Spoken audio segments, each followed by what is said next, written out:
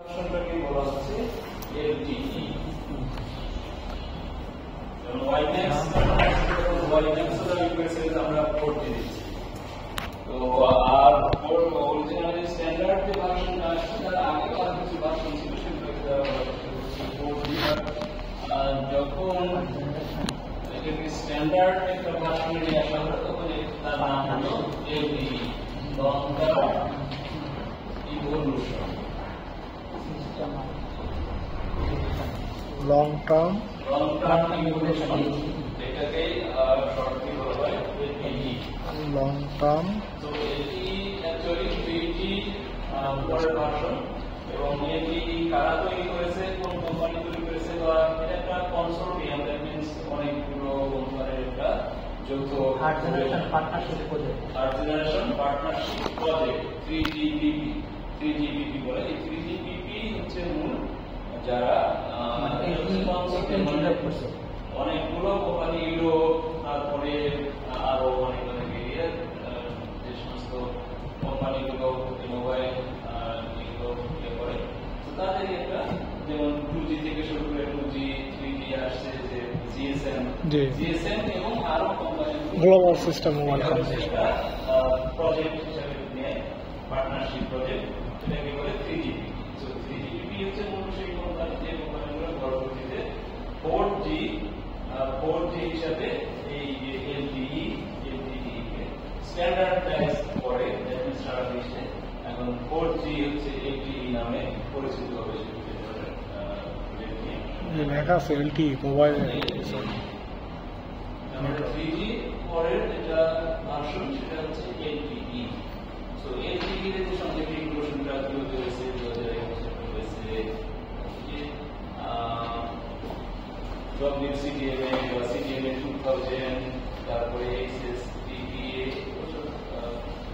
ছিল 3G যে ভার্সনগুলো ছিল বিভিন্ন ধরনের ভার্সন বিভিন্ন সময় বিভিন্ন ধরনের ভার্সন আসছে এইগুলোর ভিতর দিয়ে অ্যাকচুয়ালি 4G আসছে 3G এবং 4G এর মধ্যে মূল পার্থক্য হচ্ছে যে 4G-টা হলো internet based system that means এর যে মূল যে ডেটা ট্রান্সফার হবে সেই ডেটা ট্রান্সফারকে এটা ধরে নেওয়া হয়েছে সেটা হচ্ছে IP বেসড নেটওয়ার্ক আগের যে ভার্সনগুলো ছিল সেই ভার্সনে আমরা 2G বা 2.5G 3G পর্যন্ত আমরা দেখছি যে এখানে হয়তো কি যে নেটওয়ার্কটা দুই ভাগে ভাগ করা ছিল নেটওয়ার্কটা দুই ভাগে ভাগ করে ফাংশন করতো একটা ভাগে ছিল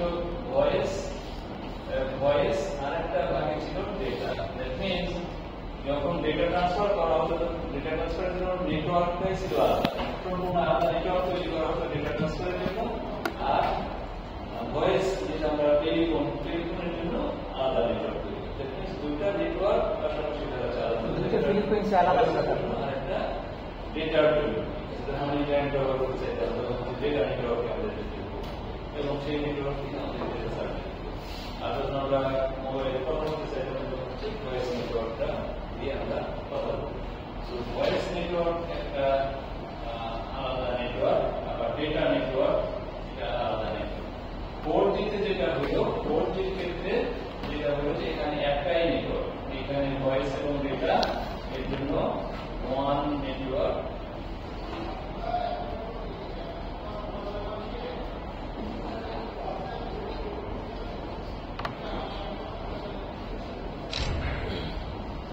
ডেটা এবং ভয়েস একটা নেটওয়ার্ক দিয়ে দেওয়া এবং এই নেটওয়ার্কটা হলো IP বেসড এই ধরনের নেটওয়ার্ক এটা IP বেসড নেটওয়ার্ক এতে কোর নেটওয়ার্ক সেই কোর নেটওয়ার্ক হচ্ছে ইন্টারনেট প্রোটোকল যেটা আমরা জানি ইন্টারনেট প্রোটোকল দিয়ে তৈরি দ্যাট মিন্স এর মধ্যে ভয়েস কমিউনিকেশনের জন্য ব্যবস্থা রাখা হলো আর ডেটা কমিউনিকেশনের জন্য ব্যবস্থা রাখা হলো ডেটা যখন যাবো তখন আমাদের ইন্টারনেট কানেক্টিভিটি থাকতে হবে ইন্টারনেট কানেক্টিভিটি না থাকলে আমরা ডেটা পাবো না আর ভয়েসের জন্য ইন্টারনেট কানেক্টিভিটি দরকার নেই বাট মূল নেটওয়ার্ক একটাই এর মধ্যে ইনকর্পোরেট করে দেওয়া হলো ভয়েস এবং ডেটাকে এটাই হচ্ছে পার্থক্য 3G এবং 4G-র মধ্যে 4G যে নেটওয়ার্ক হচ্ছে IP বেসড নেটওয়ার্ক 3G পর্যন্ত আলাদা নেটওয়ার্ক ব্যবহার করা হতো ডেটার জন্য এক ধরনের নেটওয়ার্ক এবং ভয়েসের জন্য এক ধরনের নেটওয়ার্ক একটাই নেটওয়ার্ক ডেটা এবং ভয়েস ব্যবহার করা এটা হচ্ছে মূল পার্থক্য।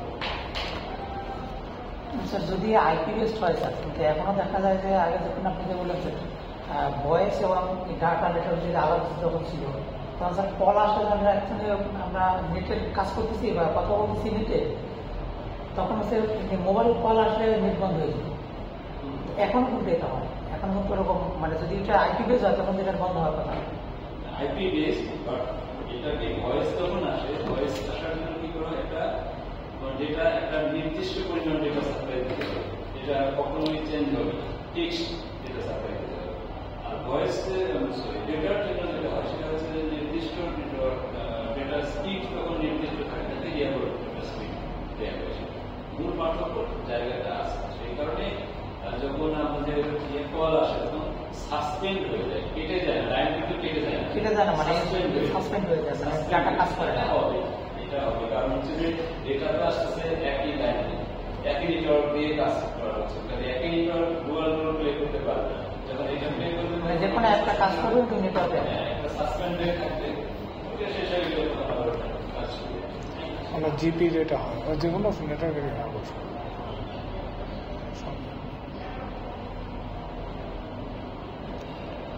অ্যাডভান্টেজ কি, এটির অ্যাডভান্টেজ কি, হাই থ্রুপুট লো লেটেন্সি করে নেওয়ার বিষয় সো করে নিয়ে যাবে। থ্রুপুট শব্দটা হচ্ছে যে বেশি ডেটা রেট আমরা পেতে পারি এটাকে থ্রুপুট এবং ডেটা স্পিডের মধ্যে একটু পার্থক্য আছে। যে আমি একটা নেটওয়ার্ক তৈরি করলাম, ধরো 1 Gbps ডেটা রেট পাবো, সেই ধরনের আমি একটা নেটওয়ার্ক তৈরি করলাম, সমস্ত ডিভাইসের সব সেট করলাম, কত ধরে 1 Gbps ডেটা স্পিড আমাকে দিতে পারবে। বাস্তবে যখন সেই নেটওয়ার্কটা আমি চালু করলাম তখন দেখা যাবে সেটা 1 Gbps দিতে পারবে না, সেটা হয়তো 900 Mbps দিবে বা 850 বা 900 Mbps দিচ্ছে। তাহলে এই 900 Mbps যেটা আমি অ্যাকচুয়ালি পাচ্ছি যখন আমি বিলডে সব ডিভাইস করে কানেক্টিভিটি দিলাম, সব ডিভাইসগুলোকে দিলাম, তখন ওটা আছে 900 পাচ্ছি অথবা 850। তাহলে এই যে 850 বা 900 যেটা আমি পাচ্ছি এটাকে বলে থ্রুপুট। আর অরিজিনালি কত আমরা করে ডিজাইন করেছিলাম সেটা হচ্ছে 100 Gbps। বিষয়টা পার্থক্য হচ্ছে এইখানে, একটা হচ্ছে যে আমরা আইডিয়ালি ধরে নিই যে এটা থেকে আমরা এরকম পাবো, সেভাবে ডিজাইন করি, ডিজাইন করার পরে অ্যাকচুয়ালি কত পাওয়া মানে যায়, এটা স্যার ডাটা ইউজারের পরিমাণ কম। হ্যাঁ, তো অ্যাকচুয়ালি যেটা পাওয়া যায় সেটা হচ্ছে থ্রুপুট। এটা থ্রুপুট বলে, তো ল্যাটেন্সি কানেক্ট করার জন্য যে সময় লাগে সেটাকে বলে ল্যাটেন্সি। টাইম, একটা টাইম ডিলে কানেক্ট করবার জন্য একটা ঠিক আছে মোবাইল থেকে সেন্ড বাটন প্রেস করলাম, তারপরে কতক্ষণ সময় লাগতেছে আমাদের এখানে ল্যাটেন্সি। তো ল্যাটেন্সি হচ্ছে আগের তুলনায় কম হবে। আর এফটিডিটি হচ্ছে ডুপ্লেক্স ইনডিভিজুয়াল হয়, এফটিডিও হয়, সিমলেস কানেকশন, এগুলো একটু বললে বোঝা যাবে আসলে কি বোঝানো হচ্ছে। আমরা ডিটেইলস এখানে যাবো না। Quality of service, quality of সার্ভিসের বিষয়টা কি, এটি যে কোয়ালিটি অফ সার্ভিস সেটা আগের যে ভার্সনগুলো ছিল তার থেকে ভালো হবে, তার মানে পরের যে ভার্সনগুলো আছে সেগুলো আগের ভার্সনের চেয়ে কোয়ালিটি অফ সার্ভিস বেশি দিয়ে দেবে। কোয়ালিটি অফ সার্ভিস মানে নয়েজ কম হবে, সেখানে যেটা হচ্ছে অনেক সময় যেটা ইয়ে হওয়ার কানেক্টিভিটি চাইলাম কানেক্টিভিটি পাবো না, সেটা কি করে কানেক্টিভিটি না পাওয়ার যে বিষয়টা বা অনেক সময় কি হয় যে অ্যান্ড্রয়েড হওয়ার সময় আগের ভার্সন যদি তেমন হয়ে থাকে তাহলে এখানে তার থেকে ভালো আমরা পাবো। কোয়ালিটি অফ সার্ভিসের বিষয় হচ্ছে কোয়ালিটি কোয়ালিটি আমরা বেটার কোয়ালিটি আমরা পাবো। বেসিক প্যারামিটারগুলো কি, বেসিক প্যারামিটারগুলো কি, কোন ধরনের ফ্রিকোয়েন্সি রেঞ্জ ব্যবহার করে সেটার একটা বিষয়, ফ্রিকোয়েন্সি রেঞ্জ ব্যবহার করে। আর এফডিডি এবং টিডিডি দুটো হচ্ছে ডুপ্লেক্সিং সিস্টেম, ফ্রিকোয়েন্সি ডিভিশন ডুপ্লেক্সিং, আর টিডিডি কে বলা হয় টাইম ডিভিশন ডুপ্লেক্সিং। এই ডুপ্লেক্সিং এটা একটা protocol version, half duplex, simplex, full duplex, time division. আচ্ছা, এখানে ডুপ্লেক্সিং ব্যবহার করে চ্যানেল কোডিং, কি ধরনের চ্যানেল কোডিং মোবিলিটি হতে পারে কি, যে কোনো গাড়িতে যদি থাকি তাহলে বা প্লেনে থাকি, প্লেনে থেকে ওই কানেক্ট করা 350 কিলোমিটার পার আওয়ার স্পিডে কানেক্টিভিটি থাকবে। আমার কানেক্টিভিটি থাকবে, লস হবে না, কানেক্টিভিটি লস হবে। সো এটা একটা বড় ইস্যু। চ্যানেল ব্যান্ডউইথ কত ধরনের ভেরিয়েবল চ্যানেল ব্যান্ডউইথ আমরা ব্যবহার করি 1.4 Mbps এগুলো সবই মেগাহার্টজ। 1.4 মেগাহার্টজ থেকে শুরু করে 20 মেগাহার্টজ পর্যন্ত ভেরিয়েবল যেখানে যেমন প্রয়োজন তখন সেখানে ফ্রিকোয়েন্সি ব্যান্ডউইথ ব্যবহার করতে হবে। Transmission bandwidth channel bandwidth channel bandwidth আর ট্রান্সমিশন ব্যান্ডউইথ এটা হচ্ছে সেটা হচ্ছে যে মিটার লেভেলে আর যেটা বেস স্টেশনের আপলোড এন্ড ডাউনলোডের মধ্যে। এরপরে হচ্ছে মডুলেশন, কি ধরনের মডুলেশন ব্যবহার করা হয়? কোনটা চালাবে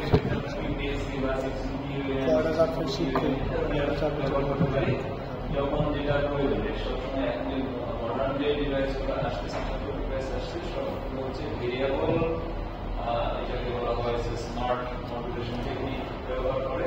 দ্যাট মিনস আমি যদি আমার একটা ডিস্টেন্সে থাকি, যে ডিস্টেন্স থেকে আমার পরিমাণ যে মডুলেশন দেওয়া হবে 64 QAM দিয়ে আমি কিছুক্ষণ কানেক্টিভিটি পাচ্ছিলাম, আমার ডিস্টেন্স বেড়ে গেল, তখন দেখা যাবে যে ওই মডুলেশন সিস্টেম না হয় আরেকটা মডুলেশন সিস্টেম দিয়ে আমাকে কানেক্টিভিটি একই কানেকশনের মধ্যে আমি আছি, আমার ডিসকানেক্ট করবে না, কিন্তু অটোমেটিক্যালি ফ্রিকোয়েন্সি মডুলেশন টেকনিকটা চেঞ্জ হয়ে যাবে।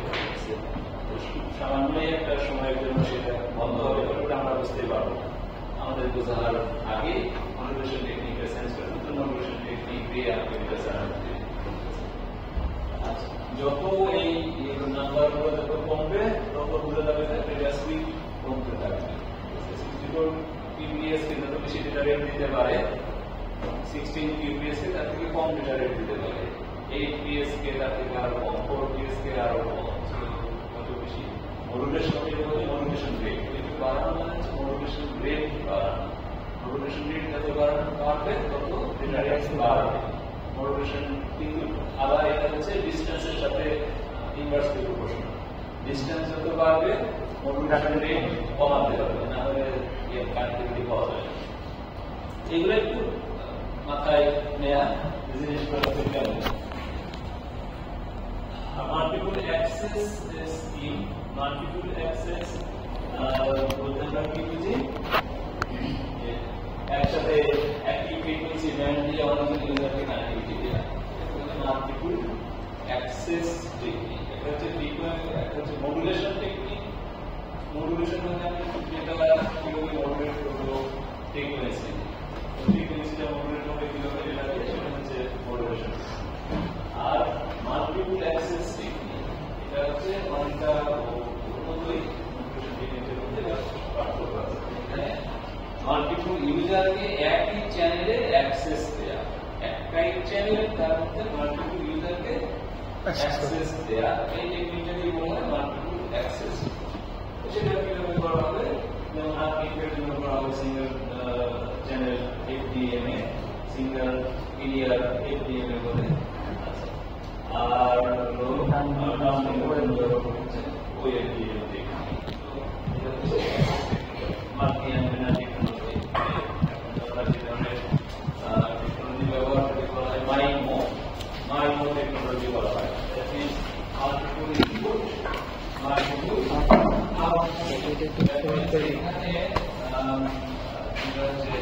মাল্টিপল অ্যান্টেনা ব্যবহার করা হয় ট্রান্সমিশনের জন্য, মাল্টিপল অ্যান্টেনা ব্যবহার করা হয় রিসিপশনের জন্য।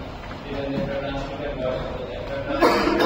কি করতে পারে, যে তার সিগন্যাল ট্রান্সমিশনের জন্য মাল্টিপল অ্যান্টেনা দিয়ে সিগন্যাল ট্রান্সমিট করতে পারে। আমার যদি রিসিভার ডিভাইস হয় তাহলে আমার রিসিভার ডিভাইসে মাল্টিপল অ্যান্টেনা দিয়ে আমি সিগন্যাল রিসিভ করতে পারি। এটা এক ধরনের এখান থেকে মাল্টিপল ট্রান্সমিশন কেমন হতে পারে, তাহলে এখানে এই সিস্টেমটাকে বলা হবে এখন 3x3, যদি বাস্তবে 3x3 কখনো ব্যবহার করা যায় না, আমরা দুটো অ্যান্টেনা ব্যবহার করতে পারি বা চারটা অ্যান্টেনা ব্যবহার করতে পারি, 8টা অ্যান্টেনা ব্যবহার করতে পারি। দুইটা বিষয় মানে বেজের সংখ্যা আর কি। তা বেজোড় সংখ্যা হবে না। বেজোড় সংখ্যাও তেমন হবে না, যেখানে 2 এর মান টুকু হবে। 2 এক single antenna transmission, single antenna reception, 2 antenna double antenna transmission, 4 antenna transmission, 4 antenna transmission, 2 antenna reception হতে পারে। ঠিক আছে, আমি ট্রান্সমিট করছি 4টা অ্যান্টেনা দিয়ে, তখন আমার রিসিভিং ডিভাইসে 2 অ্যান্টেনা রিসিভ করছে, 4 in 2 আউট বা এরকম। সেটা হতে পারে, কিন্তু ইয়া হবে না, বেজোড় সংখ্যা হবে না। 1 এর পরে গেলে 2, 2 এর পরে হচ্ছে মাল্টিপল, 2 এর মাল্টিপল, 4টা অ্যান্টেনা 8টা অ্যান্টেনা। ডাবল থাকবে আর কি, মাল্টিপলের ক্ষেত্রে একের অধিক থাকবে। 2 এর মাল্টিপল, 1 এর অধিক, কিন্তু 2 এর মাল্টিপল, 2 এর মাল্টিপল, 1 এর অধিক তো 2 হতে পারবে। 2 এর পরে গেলে 3 হবে না, 4 হবে। আর 4 এর পরে গেলে 5 হবে না, 6 হবে না, 7 হবে না, তখন হবে 8। আমাদের যে ডেটা এখানে প্রসেসিং এর বিষয়গুলো করা হয় সবই তো ডিজিটাল, যার জন্য আমাদের ওই ডিজিটাল মতোই সবসময় ডিজিটাল 2 এর মাধ্যমে করা হয়। তো সেটাই। আচ্ছা, তারপরে হচ্ছে মাইন গেল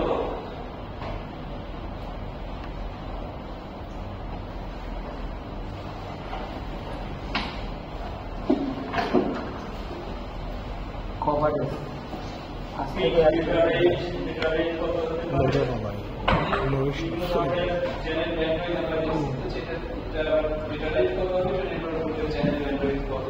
ডিস্টেন্স কত, অনেক কিছু ফ্যাক্টরের উপরে ম্যাক্সিমাম কত হতে পারে 75 Mbps হতে পারে। যদি আমরা ফুল যে চ্যানেল, ফুল চ্যানেল ব্যান্ডউইথ ফুল চ্যানেল হচ্ছে 20 মেগাহার্টজ, 20 মেগাহার্টজ চ্যানেল যদি ব্যবহার করা হয় তাহলে আমরা 75 Mbps আর ডাউনলিং হচ্ছে আপলিং করতে, ডাউনলিং করতে আমরা 150 Mbps পর্যন্ত পেতে পারি। তাহলে নির্ভর করতেছে কিসের উপরে, যে 2 যদি নয় হয় তাহলে। আর ডাউনলিং হচ্ছে 4 Mbps পর্যন্ত পেতে পারি, সেক্ষেত্রে 4x4 মাইক্রো হতে পারে। 4 ব্যান্ডউইথ ব্যবহার করবে এবং 4x4 মাইক্রো, 4টা অ্যান্টেনা দিয়ে একটা ট্রান্সমিট হবে, 4টা অ্যান্টেনা দিয়ে এটা রিসিভ হবে। সো সেরকম ক্ষেত্রে আমরা 300 Mbps পর্যন্ত এটা পেতে পারি। এটা হচ্ছে পিক ডেটা রেট। যদি আমরা যখন প্র্যাকটিক্যালি অ্যাক্টিভিটি চাই, আসলে 300 পুরোপুরি কখনোই পাওয়া যাবে না। কাভারেজ কত হতে পারে? কাভারেজ 5 কিলোমিটার থেকে 100 কিলোমিটার, নির্ভর করে যে আসলে আমরা এটা আসলে কি ধরনের ফ্রিকোয়েন্সি, কি ধরনের ফ্রিকোয়েন্সি ব্যবহার করি, কোন ফ্রিকোয়েন্সি ব্যবহার করলে কত পিক 30 মিনিটের পরে গেলে কিছুটা ডাটা ডিগ্রেশন।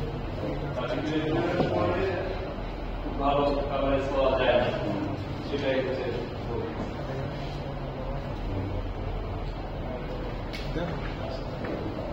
কোন অপারেটিং ব্যান্ড, কোন ফ্রিকোয়েন্সি ব্যান্ডগুলো